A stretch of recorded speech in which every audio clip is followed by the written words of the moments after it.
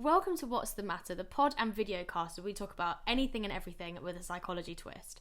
The content isn't going to be super heavy and technical, but as peak performance specialists, we want you to get the most out of life by getting the most out of yourselves.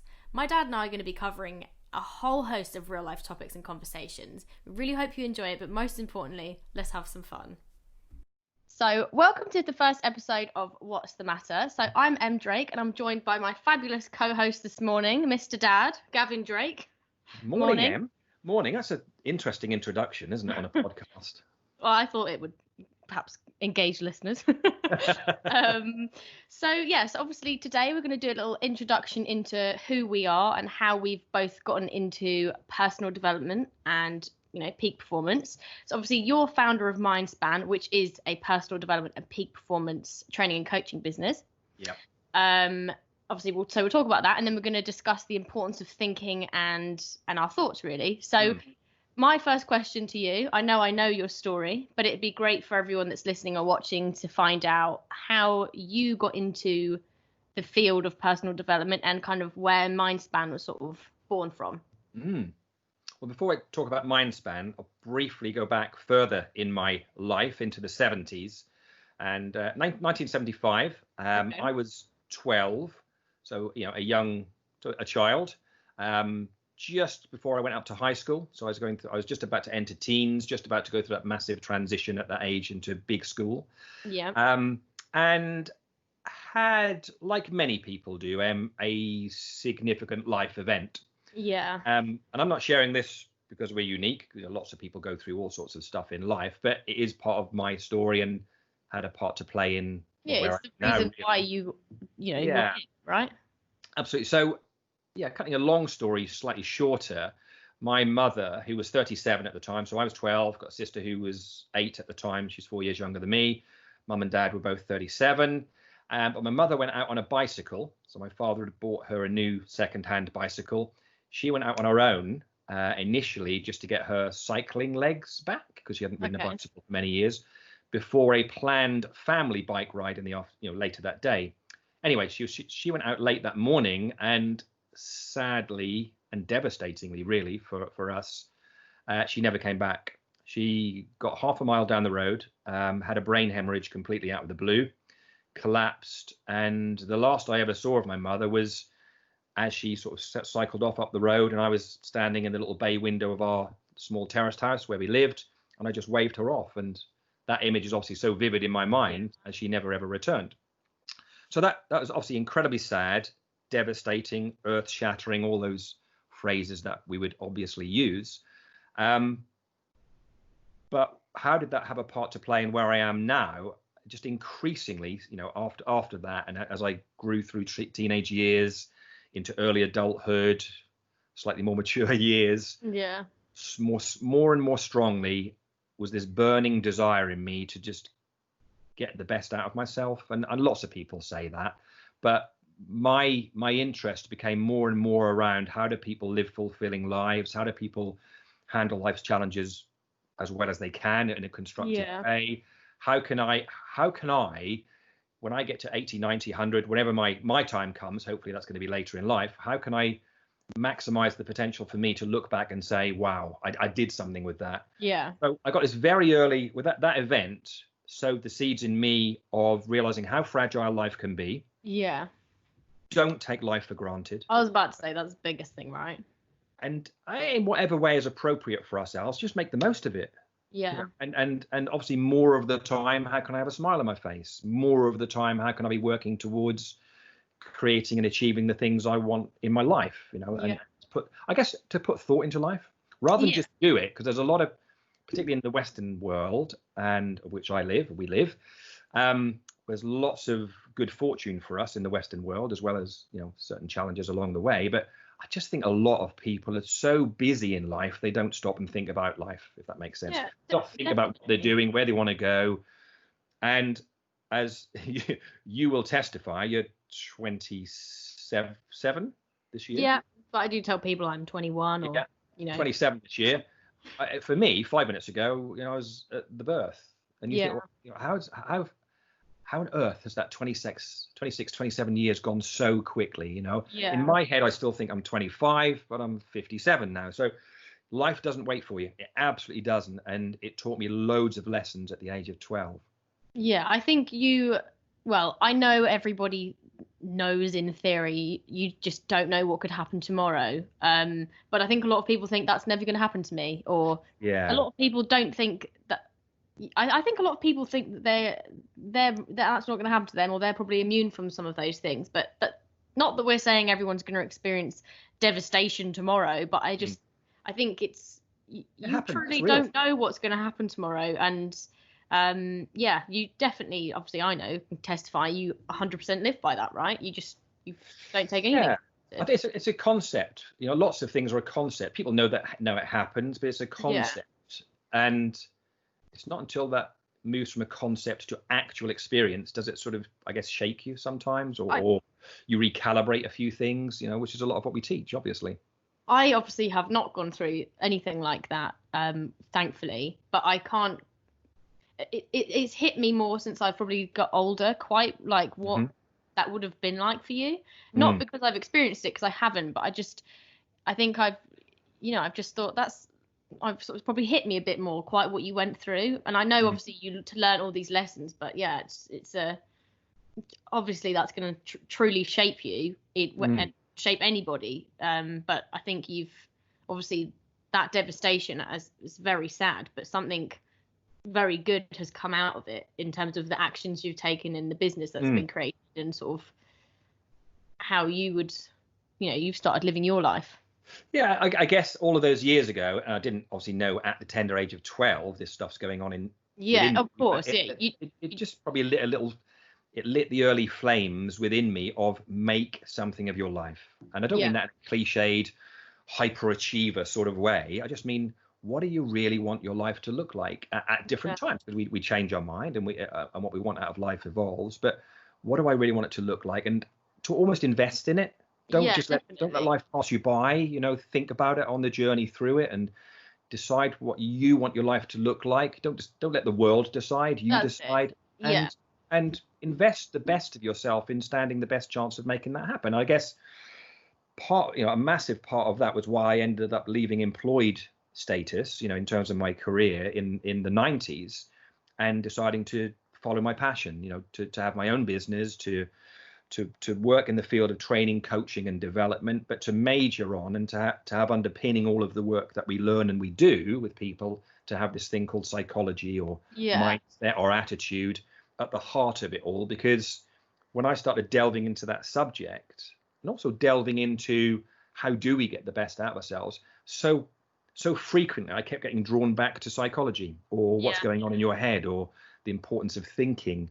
And then when I started to formalize that learning and education in the 90s, so it moved from an interest and a hobby to my profession. Wow, you realize, or I realize, as I still know now, the more you learn, the more there is still to learn. It's just a huge subject, you know. I'm like that with loads of books, you know, even like obviously some of the Richard Carlson's ones we've talked about. And I'm halfway through and there's a mention of another book. And then I'm like, I've got to read that. I need to read that. I get so greedy with wanting to learn about it, because you kind of, it's a good thing, but there is so much out there always to learn. But I think obviously we're going to come to this after, you know, we've talked a little bit more, but I guess for you, it's learning, and everyone can learn this, that we all have far more control over our lives and our, you know, our behaviors and what we get out of them than we think. Because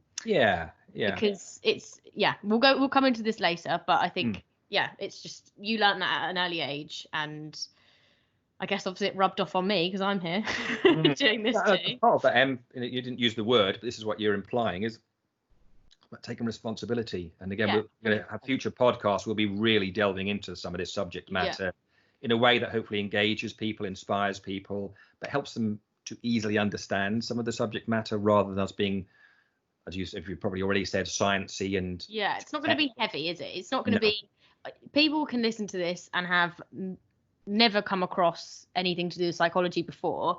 We're not going to be, I know the learnings are based on things like what's going on in your head physically and with your neurons and stuff, but we're not going into that. We're not going into that. So yes, obviously that's your story with how you got into this whole thing. I guess my story, sort of how I ended up here, because obviously you taught me a lot of this when I was younger, but I wouldn't say I instantly thought I want to do that.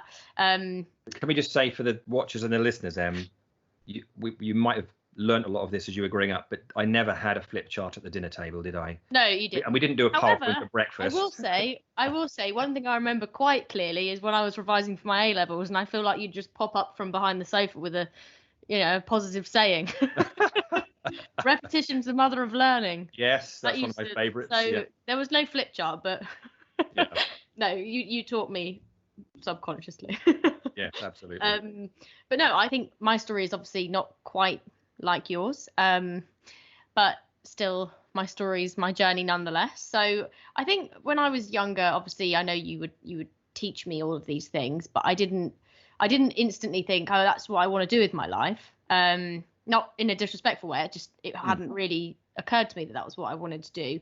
I knew I wanted to do something that was helpful to people. Like even when I was younger, I'd think, do I want to be a nurse? I want to help people, but I didn't know quite what I wanted to do. And then, I mean, that was probably when I was a bit younger. And then when I first went to university to study, I actually initially went to do philosophy, didn't I?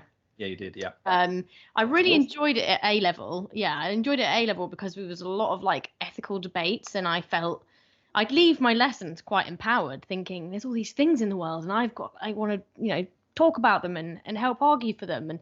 And I really enjoyed that. And sadly, my university experience was not like that when I first went, only because I guess they're teaching you all around how to argue and have a debate, and there's some real good lessons in that. But where I went, and there's a couple of things you did in philosophy that always make me smile. Yeah, no, that's what I was going to say. Where I wanted to go and have a huge, discussion around changing the world, it wasn't like that. We discuss at great length for hours if the moon was made of cheese, which, after a while it's fun, but then it's not. And then a 2,000 word essay on the word "the," and I think that was really what probably did it for me. So I remember calling you and I said, Dad, I just don't think I can do this for 3 years. Like these modules that I've looked at are coming up just aren't for me. The philosophy of color, and they're great for some people. Some people really want to learn about those things, but for me, I didn't feel challenged in the way I wanted to. So psychology was another A level of mine, and I really enjoyed it. So thought, I'm going to go and see if I can change courses, which I did. I was able to do, but I had to come home for the rest of the year, didn't I? I had to start the following year fresh. And in that year that I came home, I shadowed you, didn't I? I started doing your marketing. But yeah, so I shadowed you basically. And obviously I knew what you did. I'd hear all about what you did, but I think physically watching you stand up and deliver just made me think, oh wow, I don't want to make you uncomfortable, but obviously you do really impact a lot of people, and in a positive way. And I just thought that is so fulfilling. Like I'd love to do that, but I still didn't want to do it as soon as I left university. I didn't have enough life experience to go sit down in front of like the police force or whoever and say, take life advice from me, because they've obviously got a lot more than I have. So my interest in psychology had been the power of influence, whether that is mindset or whether that is consumer psychology also feeds into that. So I went and worked in a media agency for 4 years after uni, did lots of marketing. I learned so much stuff and I thoroughly enjoyed it. But I had a moment where I just realized I still wasn't going to be changing the world in the way that I wanted to. And I'd say it was about a year ago now, probably just a bit more, when we were away in New York, weren't we? Mm-hmm. And I just said to you, Dad, I want to, now's the time. I feel like I want to do Mindspan. And we had lots of discussions about it. And I left my job of full-time employment last September. So we're June now. So it's quite a while actually, isn't it? Yeah. So, and I have been training in Mindspan and also had my own little mini marketing business to pay my bills in the meantime, but Mindspan is just where I've wanted to, you know, I've wanted to move into this. And yeah, like much like you, I think learning the importance of our thoughts and how obviously we can change our lives, but people can learn from this and really grow themselves. And that's just, I don't know, I don't think there's anything really more rewarding. I know I'm new to this, but I love when I do one-to-ones and I come off and I think, gosh, they've got so much out of this. Or yeah, so it's I think that's my story basically. Yeah. So yeah, if you obviously we're talking about how we got here and then the importance of thinking. So there is a very, very key, I guess, diagram or / piece of knowledge / theory that you'll probably explain slightly more succinctly than I will, aka that's a prime example. I can't say the word. But yeah, so just around the importance of our thoughts. So I guess, yeah, are you happy to explain?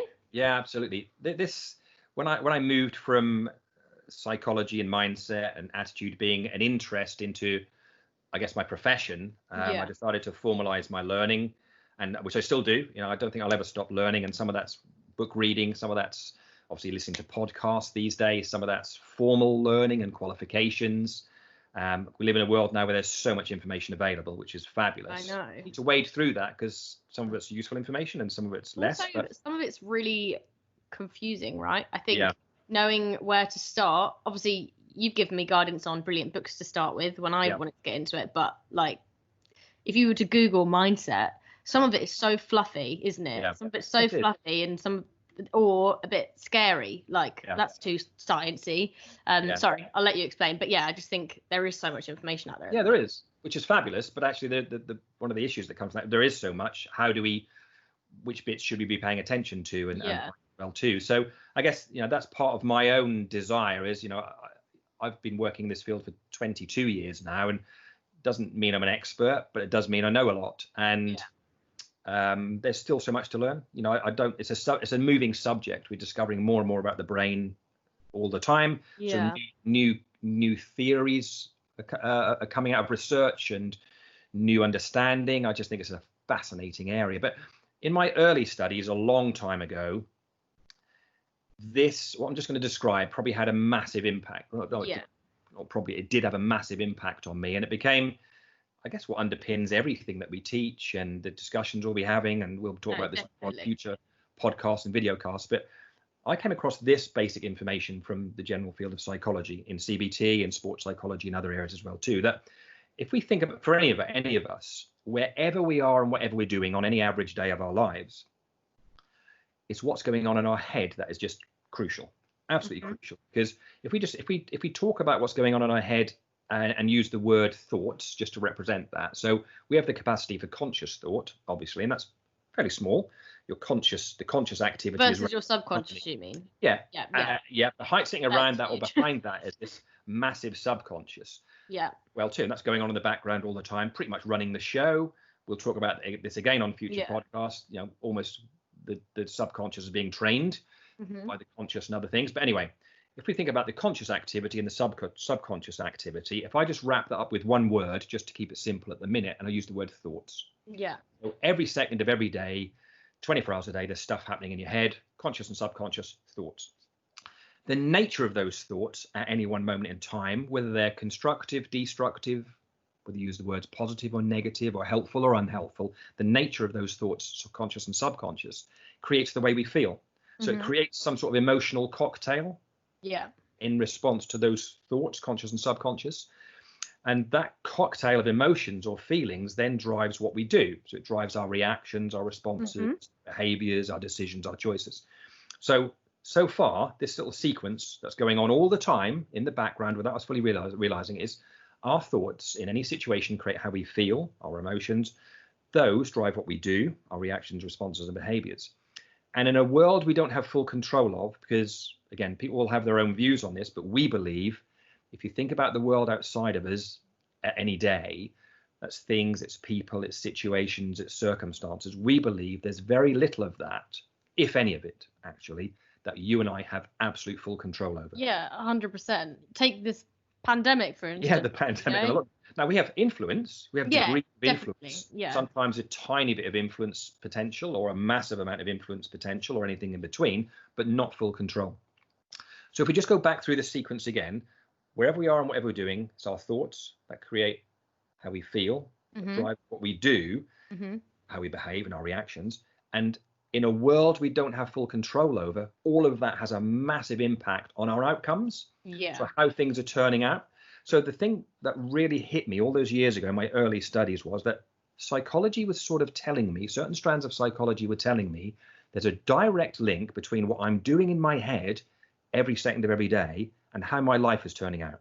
That for me was huge. Definitely. I didn't just intellectually understand that, because most people can intellectually understand it. I got it. What I mean by that is the penny dropped and I realized, wow, on the back of losing my mother when I was young, a burning desire to get the most out of life, get the most out of myself, live a life worth living, whatever that means for me, the single most important thing I need to work on as I go through life is my psychology, my attitude, my mindset, every single day.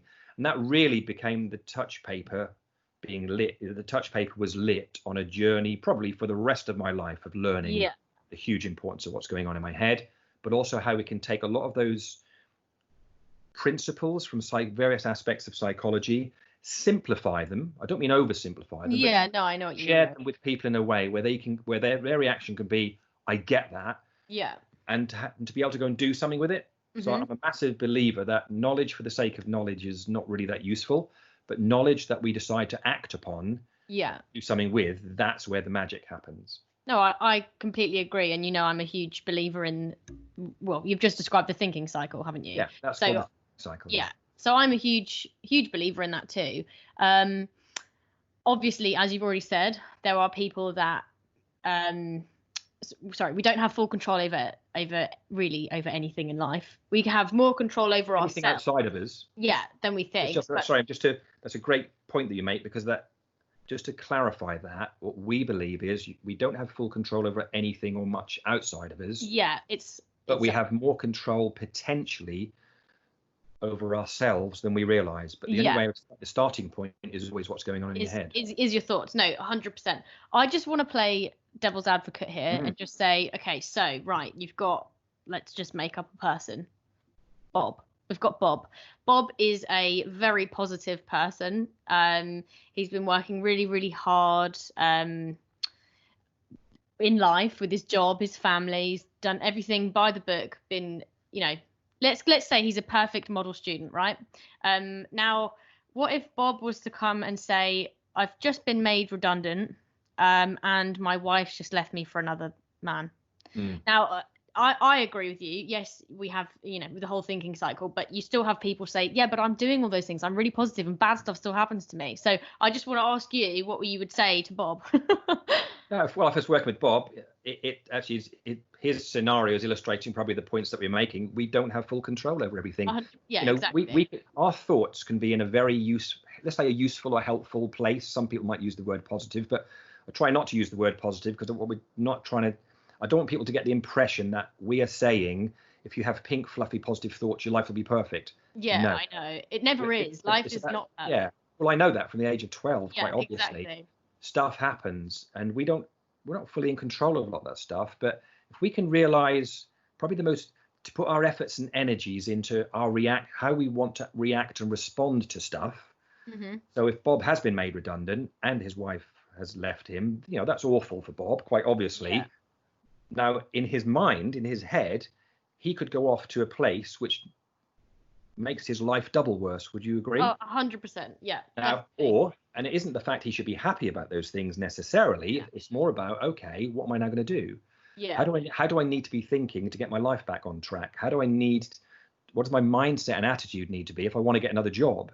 So it's really coming back to whatever happens to us, around us in life. We're not in control of all of that.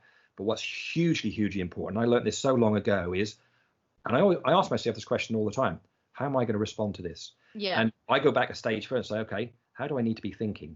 What thoughts do I need to have about this? Definitely. And I think there's a common misconception with, like, positive, peak performance mindset, and that sometimes people think you can't be sad or you can't be unhappy, or you know what I mean? Sometimes people think you can't be that positive about everything.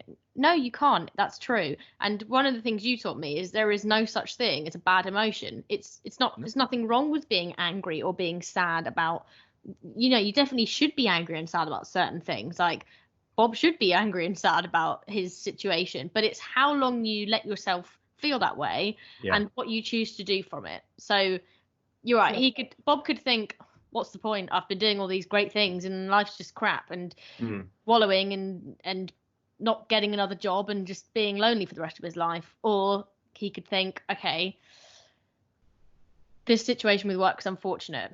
I can either use this opportunity to try something new, or step change away from what he's doing, or do you know what I mean? It could lead to a positive opportunity. And in terms of his wife leaving him, he could think, well, that person is obviously not who I thought they were, and I would not want to spend my life with somebody who would do that to me. So I wasn't asking it because I'm challenging you, because I don't believe you. I get asked that question when I'm training people of, but this has happened to me and this has happened to me. So there's no such thing as a bad emotion. It's what you choose to do with it. And I think wherever we are and whatever we're doing, how are we thinking and feeling at that moment? And is the way we're thinking and feeling helping us, or is it hindering us? And these are just some of the things we're going to be exploring on future podcasts and video casts, because it's a big subject. Lots of people will have a view on it. Obviously, we've got our own view based on some of the things we've learned and what we teach. Obviously, in 22 years, we've worked with thousands of people all over the world with our training and coaching. But through the medium of podcast and video cast, we want to be sharing some of this stuff and this stimulating content and discussion points with more people when they're driving in their cars, or other moments when they've got a bit of downtime and they want to listen to the sort of subject matter that we're going to be discussing. Yeah, no, definitely. So obviously today we were just kind of covering intro and the importance of thinking. Just one other thing I wanted to say, just to, I guess, take this theory and highlight it in a applicable way to the world, as in the importance of your thinking. So I was explaining to somebody recently about how important your thoughts are at the start of your day, and being in a good headspace for how that can affect the rest of your day. So I gave the example of going to a salon, right? And you could have, so let's say one person has just had a huge row with their partner, or they've had some bad news, and then the other person's just had the opposite. They've just had a promotion, or they've just got engaged. Those two people are in totally different headspaces. They're going to the same place for the same experience, but they could experience that totally differently based on their situation from the start of the day. So, what they're thinking about the person doing their treatment might even be, that's really annoying because they're in a bad headspace, or that's really nice. So I know that's only a really small example, but I just was trying to highlight to people recently, like that the mood that you're in at the start of your day, and there's nothing wrong with sometimes having a bad mood, but that just how much that translates into everything else that you're going to do for the day. And just going back to that great point you made, Em, those two people going to the same place, thinking and feeling quite differently, because they've had some different news this morning. Just remember, and this is where it gets really challenging, this subject for people, and we're going to be stretching minds with this. It's not what's happened to them, it's the way they are now thinking about what's happened to them. And quite obviously, if they'd had some really bad news, it's appropriate to think in ways where they might feel sad or devastated. But like you said, do they want to be doing that for the next 5 weeks? So they're ruining their experience the next 5 weeks, or is it, do they need to let it go for a little while and maybe spend some time thinking about it later? But it's whatever we are doing in our head at any one moment creates an emotional cocktail reaction or response that then drives what we do, our behaviors, and creates some sort of sense of how things are turning out, or an outcome ultimately. But it's fascinating. I've been teaching this stuff for a long time. I don't get it right every day, and some days I'm better than others, but it's a bit of a lifetime's work, but it's certainly worth working on. Absolutely. 100%, definitely. No, I think that's really good. So obviously, thank you for joining me. Pleasure. Start of many, Em. Yes, the start of many. So we'll be releasing these every 2 weeks, won't we? And covering very different things, from worldly topics, current affairs, different life stage events people might be going through, dealing with certain problems. So this was obviously just an intro to get to know us and a little insight to the importance of thinking. So thanks for your time, Dad, and Pleasure. probably give you a call later. Yeah, absolutely. Yeah. Absolutely. And right, we'll have something else for everybody in a fortnight. Yeah, okay. Thanks, guys. Thanks. So, guys, thank you so much for tuning into this episode of What's the Matter. I hope you enjoyed it and found it useful. My dad and I are going to be back again in another 2 weeks with a new episode. But in the meantime, stay safe and have a good rest of the week.